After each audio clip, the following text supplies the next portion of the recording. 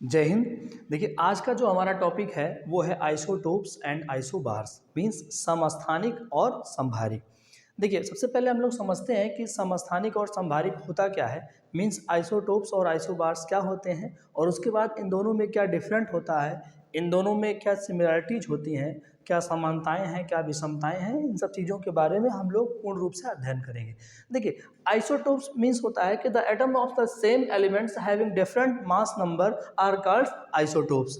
And जो isobars होता है, atoms which possess same mass number but different atomic number are called isobars. Mean समझिए, isotopes में similarity किस चीज़ की आ रही है ये देखना है, और किन चीज़ों में चेंजिंग आ रही है ये देखना है। Isotopes mean the atom of the same element, मतलब एलिमेंट सेम होना चाहिए, having different mass number, means उसका मास नंबर चेंज होना चाहिए, जो उसकी द्रव्यमान संख्या है वो बदली हुई होनी चाहिए, जबकि उसका जो परमाणु क्रमांक है, जो उसका एटॉमिक नंबर है वो सेम होना चाहिए। मीन्स समझिए अपनी लैंग्वेज में, अगर किसी भी एटम दो मॉलिक्यूलर को हम दो एटम्स को हम लेते हैं, और अगर उसका एटॉमिक जो नंबर है वो दोनों सेम हो, और उसका जो मास है, मास नंबर है उसका, वो क्या हो, डिफरेंट हो, तो उस कंडीशन पर हम उसको कहते हैं कि वो क्या है, आइसोटोप्स है। मीन्स समझिएगा, समस्थानिक का मतलब होता है जिसका स्थान समान हो। स्थान का मतलब परमाणु क्रमांक, एटॉमिक नंबर। अगर एटॉमिक नंबर उसका सेम है, ठीक है, तो उस कंडीशन पे हम कहेंगे कि जो दोनों हम लिए हुए हैं वो दोनों हमारे क्या हैं, एक दूसरे के समस्थानिक हैं, माने एक दूसरे के आइसोटोप्स हैं।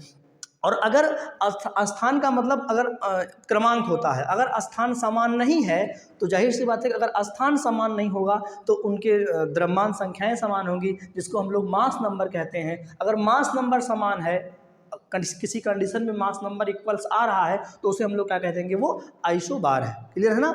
मीन्स समझिए, अपनी लैंग्वेज में समझिएगा कि अगर एटॉमिक नंबर, ये देखना, एटॉमिक नंबर सेम होगा, एटॉमिक नंबर सेम होगा, इसमें कोई चेंजिंग नहीं होगी। जैसे यहाँ देखिए, इसका एटॉमिक नंबर ये है, ये है, ये है, सबके एटॉमिक नंबर क्या है, सेम है, तो इट मीन्स ये एक दूसरे के क्या है, आइसोटोप्स हैं। और अगर उसका एटॉमिक मास नंबर, या एटॉमिक मास कह देंगे या मास नंबर कह दीजिए, मास नंबर, अगर उसका मास नंबर सेम है, तो जैसे यहाँ देखिए, इसका मास ये है, ये है, ये है, तीनों मास नंबर है, द्रव्यमान संख्या यही है। अगर ये इक्वल्स आएंगी तो उसे हम लोग कहेंगे ये एक दूसरे के क्या होंगे, आइसोबार्स होंगे। क्लियर है ना।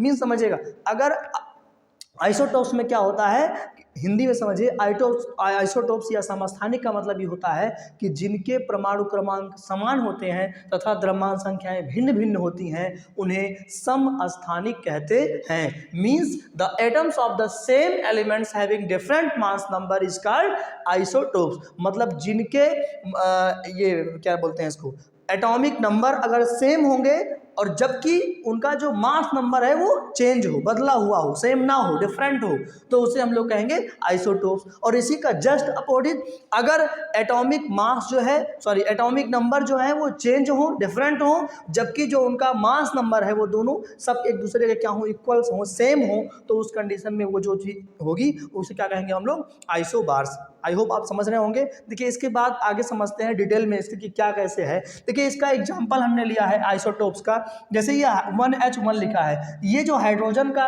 आइसोटोप्स लिखा हुआ है, ये 1H1 है, ये 1H2 है, ये 1H3 है। तो यहाँ पर ये आपका प्रोटियम होता है, ये ड्यूटेरियम होता है, और ये ट्राइटियम होता है। ठीक है, हाइड्रोजन के समस्थानिक हैं ये तीनों, एक तीसरे के समस्थानिक होते हैं। तो सब में समझिएगा, यहाँ देखिए, अगर इसका ये जो नीचे संख्या लिखी होती है, इसे कहते हैं एटॉमिक नंबर। क्लियर। यहाँ जो लिखा हुआ है इसके बेस में ये क्या है, एटॉमिक नंबर। यहाँ जो है ये क्या है, एटॉमिक नंबर। तो इसका भी एटॉमिक नंबर कितना है, 1, इसका एटॉमिक नंबर 1, इसका एटॉमिक नंबर 1। इट मीन्स तीनों का एटॉमिक नंबर क्या है, सेम है। अगर एटॉमिक नंबर सेम होगा तो क्या है, आइसोटोप्स। क्लियर। अगर एटॉमिक नंबर सेम आएगा तो क्या हो जाएगा, आइसोटोप्स। जैसे सेकंड एग्जांपल देखिए, यहाँ ऑक्सीजन का दिया गया है। अगर हम फर्स्ट ऑक्सीजन के लिए एटॉमिक नंबर पूछेंगे तीनों के लिए, तो इसका भी 8 है, इसका भी 8 है, और शायद इसका भी 8 है, मतलब एटॉमिक नंबर सेम है। और उसका जो मास नंबर है, समझिएगा, मास नंबर जो है मास नंबर, फर्स्ट का कितना है 16, सेकंड का 13 और इसका 18, मींस इसका एटॉमिक नंबर जो है वो सेम है, जबकि मास नंबर क्या है, डिफरेंट है। और हम लोग जानते हैं कि अगर किसी भी एटम्स का एटॉमिक नंबर अगर सेम रहेगा जबकि उनके मास नंबर अगर डिफरेंट रहेंगे तो उसे हम लोग क्या कहेंगे, आइसोटोप्स। तो ये जो 8O6 लिखा है, 8O17 लिखा है, 16 था, 16, 17 और ये 8O18, तो ये तीनों एक दूसरे के क्या हैं, समस्थानिक है, मीन्स आइसोटोप्स हैं। आई होप आप समझ रहे हैं मेरा टॉपिक क्या है। ये समझिएगा इस चीज़ को फिर से एक बार थोड़ा सा। आइसोबार्स को हम लोग क्लियर करते हैं। आइसोबार्स में ये कहा गया, समझिए आइसोटोप्स में क्या था कि हमारा एटॉमिक नंबर सेम था जबकि जो उसका मास नंबर था वो चेंज था। तो उसी तरीके से आइसोबार्स में जस्ट अपोजिट होगा, मतलब मास नंबर क्या होगा, इसका सेम होगा। देखो इसका जो मास नंबर होगा वो क्या होगा भैया, सेम होगा, मास नंबर सेम होगा, जबकि जो इसका एटॉमिक नंबर है, एटॉमिक नंबर वो क्या हो जाएगा, चेंज होगा, माने डिफरेंट होगा। तो देखते हैं इसको, एक एग्जांपल लिखा हुआ आपके सामने, ये आर्गन है, ये पोटेशियम है, ये कैल्शियम है। तो आर्गन का यहाँ एटॉमिक नंबर कितना है 18, यहाँ पोटेशियम का एटॉमिक नंबर 19, यहाँ कैल्शियम का एटॉमिक नंबर 20। देखिए 18, 19 और 20 तीनों लिखा हुआ है। तो एटॉमिक नंबर देखिए चेंज है, डिफरेंट है, 18, 19, 20 तो डिफरेंट है।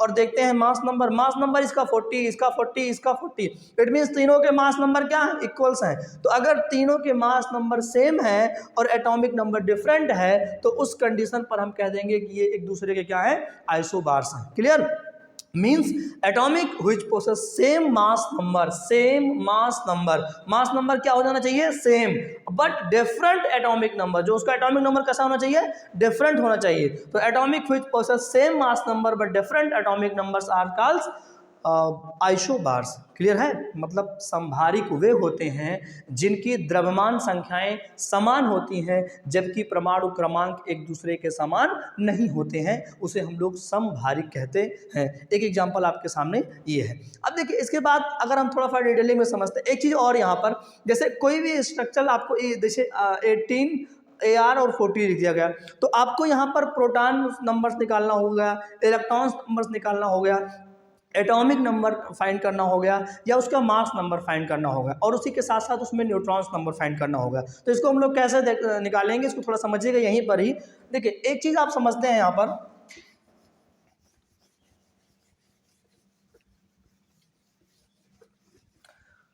देखना वो समझिएगा। जैसे मान लीजिए कि आपके सामने कोई भी, जैसे सपोज करो कि यही दे दिया गया है कि आर्गन 1840 ये दे दिया गया। अब इसमें आपको करीबन 4 चीज़ें आपको देखने को मिलेंगी। सबसे पहला अगर हम कहें तो इसका एटॉमिक नंबर आपको पता होना चाहिए, एटॉमिक नंबर पता होना चाहिए। इसके बाद इसका मास नंबर पता होना चाहिए, मास नंबर पता होना चाहिए, है ना। इसके बाद आपको इसमें प्रोटॉन्स नंबर पता होना चाहिए, मतलब प्रोटॉनों की संख्या आपको पता होनी चाहिए, आपको इलेक्ट्रॉनों की संख्या पता होना चाहिए, आपको न्यूट्रॉनों की संख्या पता होना चाहिए। इतनी चीज़ें आपको निकालना होता है।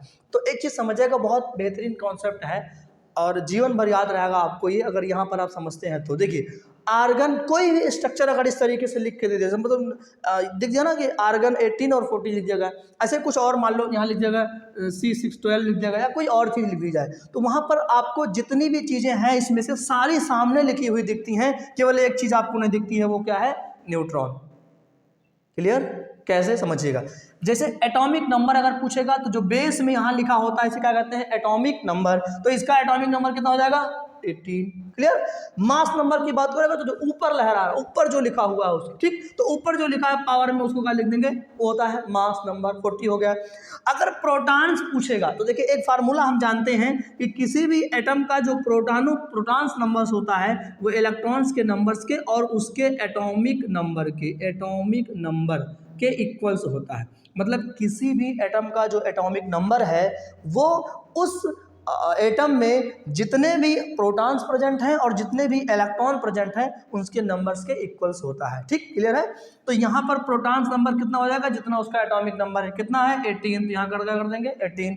इलेक्ट्रॉन्स नंबर कितना है 18, यहाँ कर देंगे 18। लेकिन न्यूट्रॉन आपको नहीं पता है, तो न्यूट्रॉन के लिए जो फार्मूला होता है वो ये होता है कि जो मास नंबर आपका है, मास नंबर में सर हम क्या घटा देंगे, एटॉमिक नंबर। मास नंबर का जो सिंबल होता है उसे हम लोग ए से लिखते हैं और एटॉमिक नंबर का सिंबल जो है वो जेड होता है। तो न्यूट्रॉनों की संख्या निकालेंगे तो ए माइनस जेड करेंगे, तो मीन्स हमको 40 माइनस 18 करेंगे तो कितनी वैल्यू आ रही है, 10 में से 2 माइनस करेंगे, 8 माइनस करेंगे तो 2 आ जाएगा, और यहाँ 3 में से 1 करेंगे तो 2 आएगा, शायद 22 आएगा। तो मीन्स इसमें जो न्यूट्रॉनों की संख्या है वो कितनी है, 22 है। क्लियर है ना, समझ में आ रही बात हमारी। देखिए एक चीज़ समझिएगा यहाँ पर कॉन्सेप्ट को, ज़्यादा कहानी नहीं करना है, केवल इतनी सी बात, आपको नीचे जो चीज़ दिख रही है ये एटॉमिक नंबर है, और हम जानते हैं कि एटॉमिक नंबर जो होता है वो प्रोटॉन्स नंबर्स के और इलेक्ट्रॉन नंबर के इक्वल्स होता है। मीन्स यही प्रोटॉन है, समझ में बात आ रही है, यही प्रोटॉन है यही इलेक्ट्रॉन है, ठीक। और ऊपर जो चीज़ लिखा है, जो चीज़ ऊपर लिखा है वो मास नंबर होता है, माने द्रव्यमान संख्या है। तो ये प्रोटॉनों की संख्या, इलेक्ट्रॉनों की संख्या, परमाणु क्रमांक, और ऊपर जो लिखा है ये क्या है, द्रव्यमान संख्या है, मतलब atomic number, sorry mass number है। क्लियर है ना। तो मास नंबर ये हो गया, इलेक्ट्रॉन्स नंबर्स ये हो गया, प्रोटॉन्स नंबर्स ये हो गया, एटॉमिक नंबर ये हो गया, बचता कौन सा है, न्यूट्रॉन्स नंबर। तो कोई फार्मूला नहीं याद करना है, केवल ऊपर माइनस नीचे, समझ आ रही है। ऊपर में से नीचे को घटा दो, जो भी ऊपर लिखा हुआ वैल्यू है उसमें से नीचे को आप घटाएंगे, तुरंत आपको न्यूट्रॉन मिल जाएगा। सही है। एक एग्जांपल समझते हैं, जैसे यहाँ देखिएगा ये कार्बन C612 लिखा हुआ है, तो कोई पूछे कि इसमें प्रोटॉनों की संख्या कितना बताओगे, 6। चूंकि एटॉमिक नंबर कितना है इसका, एटॉमिक नंबर कितना है इसका, 6 है। सही है ना। एटॉमिक नंबर 6 है, प्रोटॉन नंबर कितना हो जाएगा, 6। इलेक्ट्रॉन नंबर कितना हो जाएगा, 6 होगा। सही है। न्यूट्रॉन्स नंबर कितना होगा, न्यूट्रॉन, तो neutron is equal to A minus P होता है। ए की वैल्यू कितनी है ऊपर, 12 माइनस 6 करें कितना आ जाएगा, 6। समझ में आ रही ना। देखिए मीन्स अगर आपको न्यूट्रॉन निकालना, कोई फार्मूला वार्मूला कुछ नहीं, सीधा 12 में से 6 घटाओ कितना बचेगा, 6। मीन्स इसका जो 6 वैल्यू आ रही है वही क्या हो जाएगा, न्यूट्रॉन्स नंबर। क्लियर बेटा। देखो समझो इस चीज़ को, किसी भी परमाणु में जो न्यूट्रॉनों की संख्या है वो उसकी द्रव्यमान संख्या के तथा उसके परमाणु क्रमांक के ऋणात्मक माइनस के बराबर होती है, ठीक। उन दोनों का घटाव जब हम कर देंगे जो भी मान मिलेगा वही उसमें न्यूट्रॉनों की संख्या आती है। तो ऊपर तो द्रव्यमान संख्या लिखी हुई है और नीचे ही क्या लिखी हुई है आपकी, परमाणु क्रमांक लिखा है, मतलब मास नंबर में से एटॉमिक नंबर जब आप माइनस करेंगे तो तुरंत जो वैल्यू आएगी किसकी होगी, न्यूट्रॉनों की संख्या होगी। तो न्यूट्रॉन नंबर्स कितने हो जाएंगे, 6। अगर मास नंबर यहाँ पर पूछता है आपको, तो मास नंबर्स का मतलब कितना हो जाएगा, ए की वैल्यू कितनी होगी, 12 होगी। समझ रही बात ना, 12 होगी, जाहिर सी बात है। तो कोई भी स्ट्रक्चर अगर आपको दिया जाए, जैसे देखो यहाँ पर ये लिखा है 19K40 लिखा हुआ, सही है, दिख रहा है ना सबको, समझो यहाँ लिख दिया 19K40, समझिएगा। और 19K40 में अब जैसे मैं आपसे पूछूं कि न्यूट्रॉनों की संख्या कितनी होगी, न्यूट्रॉनों की संख्या सोच के बताइए। न्यूट्रॉन का मतलब ऊपर माइनस नीचे, ऊपर वाले में से नीचे घटाओ, तो 40 में से तुरंत हम लोग 19 को क्या कर देंगे, माइनस कर देंगे। सोच के बताइए, 40 में से 19 को माइनस करेंगे, नहीं करेंगे, तुरंत कर देंगे। 40 में से 19 को माइनस करिए तो 10 में से 9 जाएगा 1, यहाँ 3 में से 1 जाएगा 2, तो 21 आएगा ना, 21।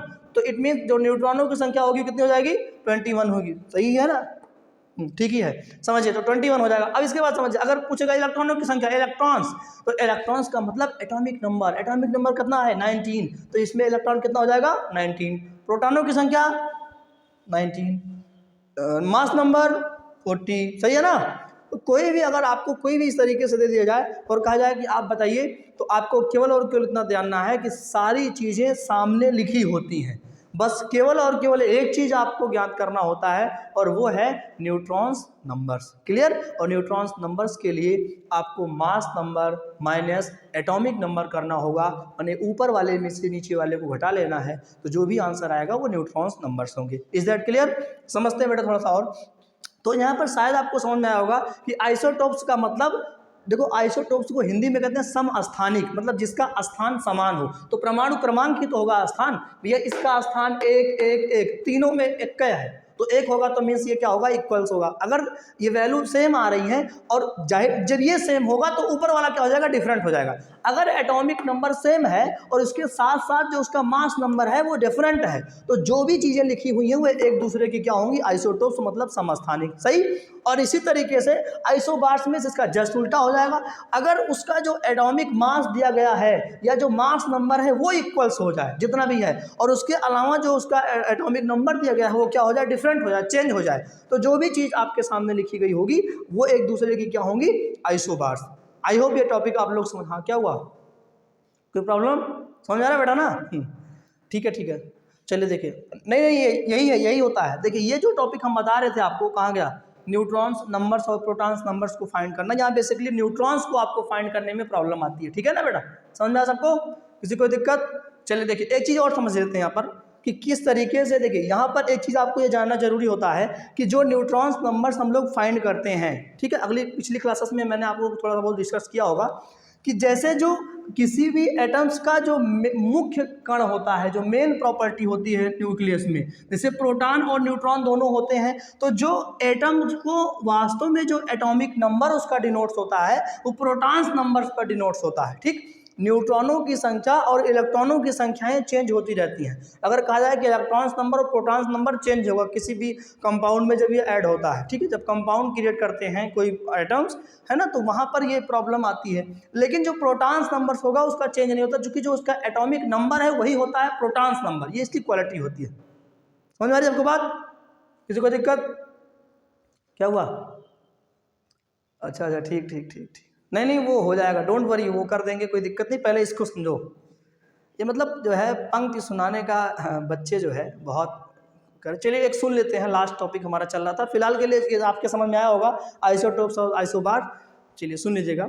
मैं अक्सर आप लोगों के बीच में ये गुनगुनाता रहता हूँ कि एक पंक्ति है मेरी बहुत मशहूर, शायद सब लोग लगभग सुनते हैं, विश्वास आपकी है, सुनिएगा, आपसे भी निवेदन करते हैं कि वक्त के क्रूर छल का भरोसा नहीं, वक्त के क्रूर छल का भरोसा नहीं, और आज जी लो कि कल का भरोसा नहीं। आपसे मैं बता रहा हूँ कि आप, वक्त है बीत जाएगा, एंजॉय करो, कोई दिक्कत नहीं, पढ़ाई करो, एंजॉय करो, मस्ती करो। क्योंकि देखिए विश्वास साहब कहते हैं कि जिसकी मस्ती जिंदा है उसकी हस्ती जिंदा है, कि वक्त के क्रूर छल का भरोसा नहीं, आज जी लो कि कल का भरोसा नहीं, और दे रहे हैं वो अगले जन्म की खबर, दे रहे हैं वो अगले जन्म की खबर, जिनके अगले ही पल का भरोसा नहीं, जिनके अगले ही पल का भरोसा नहीं। बहुत शुक्रिया, बहुत बहुत धन्यवाद। आई होप ये टॉपिक आप लोग बखूबी समझे होंगे, आइसोटोप्स और आइसोबार। मिलते हैं अगली क्लास में। जय हिंद।